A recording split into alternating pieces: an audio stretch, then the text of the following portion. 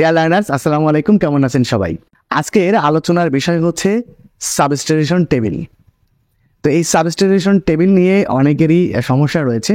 সেটা হচ্ছে বাংলা করতে পারি না, ইংলিশ গ্রামার ভালো বুঝি না, মুখস্থ করলেও সেগুলো আবার মনে থাকে না, আবার মনে থাকলেও সেগুলো পরীক্ষাতে কমন আসে না। এরকম নানান সমস্যার মধ্যে রয়েছেন অনেক শিক্ষার্থী। তো আজকে এমন একটি পদ্ধতি আমি আপনাদের সামনে আলোচনা করব, যে পদ্ধতিতে আপনি খুব সহজেই সাবস্টিটিউশন টেবিল করতে পারবেন। তো কথা বাড়াবো না, চলে যাব সরাসরি মূল কথায়। আমি একটি সাবস্টিটিউশন টেবিল উঠিয়েছি। এটা সিলেট বোর্ড 2024-এ পড়েছে এবং 2020 সালেও পড়েছিল, আবার ঢাকা বোর্ড 2020 সালে পড়েছিল। খুবই গুরুত্বপূর্ণ একটা টেবিল আমি আপনাদের সামনে তুলে ধরছি এবং এই টেবিলটি করার সময় আপনাদেরকে পুরো নিয়মটি বুঝিয়ে দিব। সাবস্টিটিউশন করতে গেলে আমাদেরকে প্রথমেই বুঝতে হবে যে একটা সেন্টেন্স কিভাবে গঠন হয়।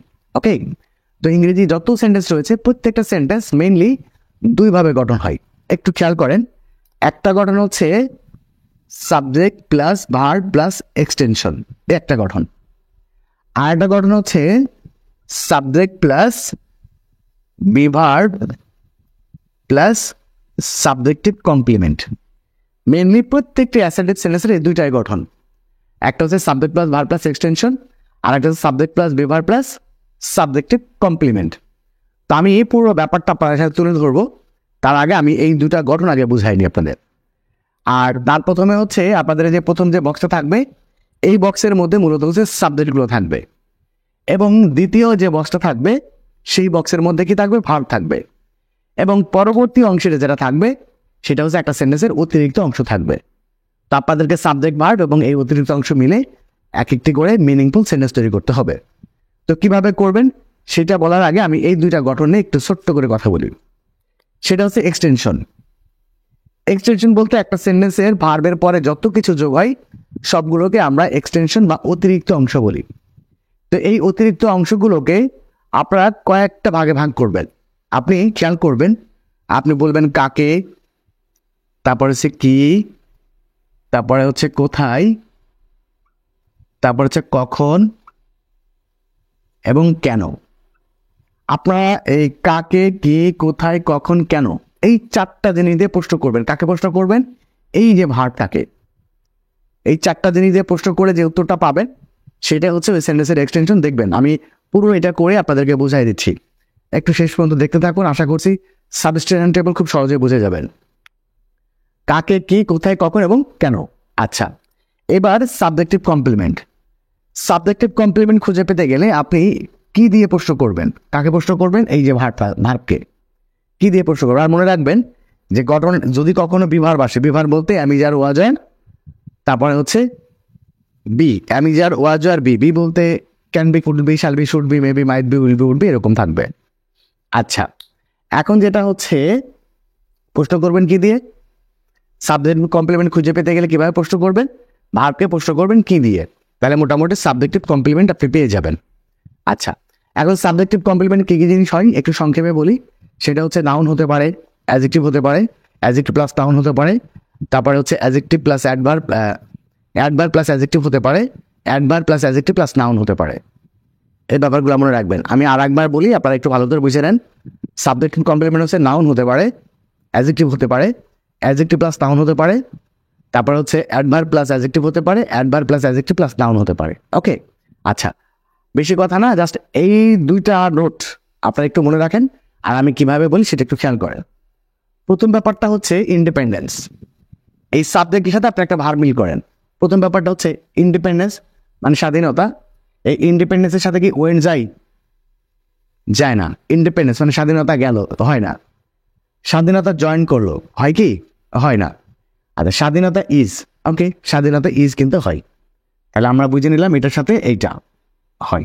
এখন দেখেন, স্বাধীনতা টুক প্লেস, স্বাধীনতা সংঘটিত হয়েছিল, হয় না। স্বাধীনতা ক্যান অ্যাচিভ, স্বাধীনতা অর্জন করতে পারে না। আচ্ছা, স্বাধীনতা তো অর্জন করতে পারবে না কারণ এটা ব্যক্তিবাচক নাউন নয় বা ব্যক্তিবাচক সাবজেক্ট নয়।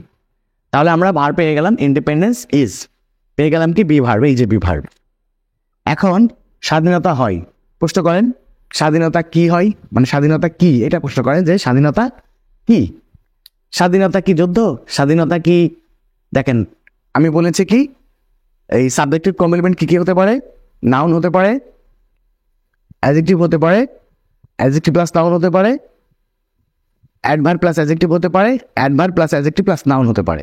ওকে, তাহলে এর মধ্যে দেখেন, এর মধ্যে কোনটা হয়? শুধুমাত্র এই যে এইটা ছাড়া আর কোনোটা হয় না। এই যে স্বাধীনতা হচ্ছে the birth right of a man. স্বাধীনতা হচ্ছে একটা মানুষের কি জন্মগত অধিকার। তাহলে এটার সাথে কিন্তু এটা হয়ে গেল। ওকে, তাহলে স্বাধীনতা is the birth right of a man. স্বাধীনতা হচ্ছে একটা মানুষের জন্মগত অধিকার। ওকে, এবার আসে নো ন্যাশন। নো ন্যাশনের সাথে কোনটা যায়? আগে ভার্বটা সিলেক্ট করবেন যে কোন সাবজেক্টের সাথে কোন ভার্বটা যাবে। যেমন দেখেন ইন্ডিপেন্ডেন্সের সাথে ইন ছাড়া আর কোনো ভার্বটাই কিন্তু যায় না। এবার আসে নো ন্যাশন।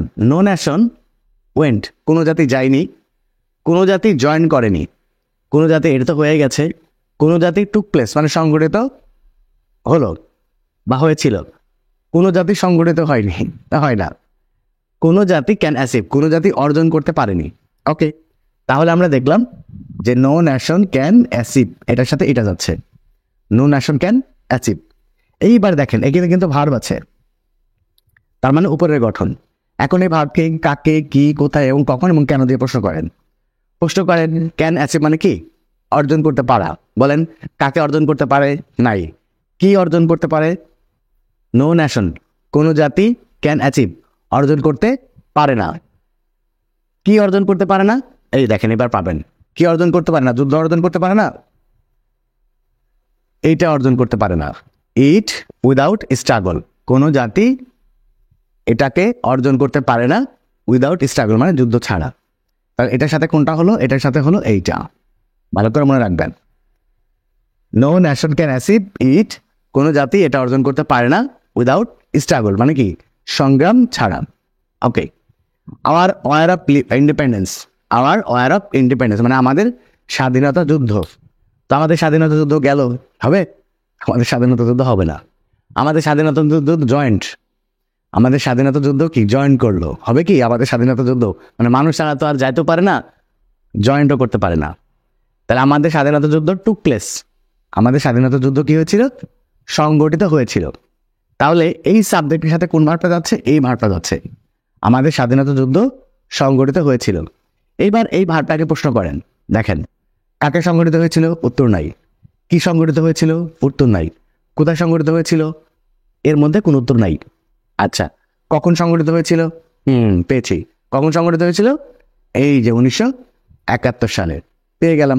এখন আরেকটা মজার ব্যাপার হচ্ছে, আপনারা সবাই জানেন টেক প্লেস ইন, কি বললাম? এই যে টেক প্লেস ইন, এটা একটা group verb. Take place in মানে টেক প্লেস ইন, এটা সবসময় অ্যাপ্রোপ্রিয়েট প্রিপোজিশন।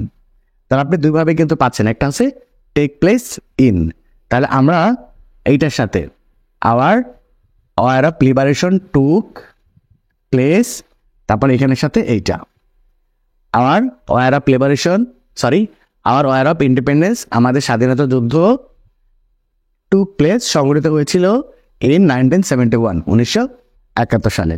হয়ে গেল। এইবার আসেন people of all walks of life, সকল শ্রেণী পেশার মানুষ। ওয়েন্ট গিয়েছিল, হতে পারে, জয়েন্ট হতে পারে, দুটোই হতে পারে। ওকে, আপনি দুটাই দেন, দুটার মধ্যে যেটা ভালো লাগে সেটাই দেন। তাহলে people of all works life কি দেবো? আগে ওয়েন্ট দিলাম। ওকে, দিলাম ওয়েন্ট। এবার প্রশ্ন করেন ওয়েন্ট বলতে কাকে গেল, কি গেল, আসছে না, কোথায় গেল? কোথায় গেল? টু দ্য ব্যাটল ফিল্ড মানে কি যুদ্ধের মাঠে। সকল শ্রেণী পেশার মানুষ কোথায় গেল? যুদ্ধের মাঠে। আর একটা জিনিস আপনারা জানেন যে গো এর সাথে সবসময় কি বসে? টু বসে, ওয়েন্ট টু। ওকে, তাহলে কি হলো? People all walks of life went to the battle field. Okay, এবার দেখেন দে মানে এই যে তারাই, দে জয়েন্ট, তারা যোগদান করলো বা তারা যোগদান করেছিল। প্রশ্ন করেন কোথায় যোগদান করেছিল? কোথায়? দি ওয়ার, যুদ্ধে, তারা যুদ্ধে যোগদান করেছিল। দেখেন আপনি ঠিক এইভাবে চিন্তা করবেন। আপনি বলতে পারেন এটা সহজ ছিল না, এটা এরকমই আপনাদের পরীক্ষায় আসে। আপনি এইভাবে চিন্তা করবেন, অন্যান্য যে বোর্ডগুলো আছে আপনি সরাসরি বাংলা অর্থ চিন্তা না করে আপনি আগে চিন্তা করবেন গ্রামাটিক্যাল টার্ম দিয়ে। আপনি আগে চিন্তা করবেন সাবজেক্টের সাথে কোন ভার্ব এগ্রিমেন্ট হচ্ছে সেটাকে চিন্তা করবেন, তারপরে সেই ভার্বের সাথে এই যেগুলো দিয়ে প্রশ্ন করবেন, এই ভার্বগুলোর সাথে এই কোন এক্সটেনশনটা যাচ্ছে আপনি সেটা একটু এই যে কাকে কি কোথায় কখন কেন দিয়ে প্রশ্ন করবেন, দেখবেন আপনি সহজে উত্তরটা পেয়ে যাবেন, তখন সেভাবে করবেন।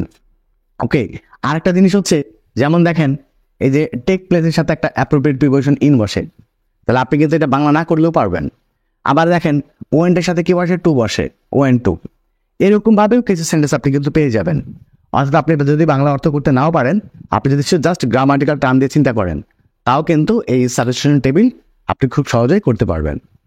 তো এই ছিল আপনাদের আজকের জন্য সাজেশন টেবিলের আলোচনা। যদি আপনাদের কোনো প্রশ্ন থাকে তাহলে অবশ্যই সেগুলো কমেন্টস করে জানাবেন।